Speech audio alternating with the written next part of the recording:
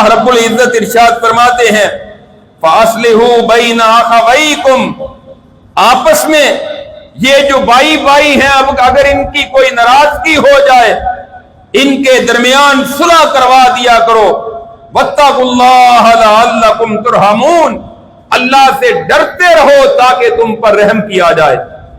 آج سب سے زیادہ ضرورت اس بات کی ہے کہ مسلمانوں میں اتفاق و اتحاد پیدا ہو جائے، مسلمان کلمے کی بنیاد پر اکٹھے ہو جائیں، اور یہ جو اللہ نے مسلمانوں پر مومنوں پر احسان کیا ہے ان کے دلوں میں محبت پیدا کی ہے.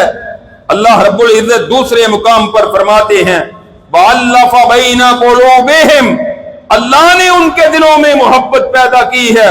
لَوْ أَنفَقْتَ مَا فِي الْأَرْضِ جَمِيعًا مَا أَلَّفْتَ بَيْنَ قُلُوبِهِمْ وَلَكِنَّ اللَّهَ أَلَّفَ بَيْنَهُمْ. اے میرے نبی، اگر آپ زمین میں تمام تر سونا چاندی مال و متاع خرچ بھی کر دیتے آپ ان کے دلوں میں محبت پیدا نہیں کر سکتے تھے. یہ اللہ نے اپنی مہربانی سے ان کے دلوں میں محبت پیدا کی ہے. اور حالات یہ تھے کہ جب آپ اس کائنات میں تشریف لائے لوگ معمولی باتوں پر لڑائی کرتے، جھگڑا کرتے، ایک بندہ قتل ہوتا تو اس کے بدلے میں درجنوں اور سینکڑوں لوگ بے گناہ قتل کر دیے جاتے تھے. آپس کے اختلافات جو ہیں وہ کئی سالوں پر اور کئی عشروں پر محیط جنگوں میں تبدیل ہو جاتے تھے.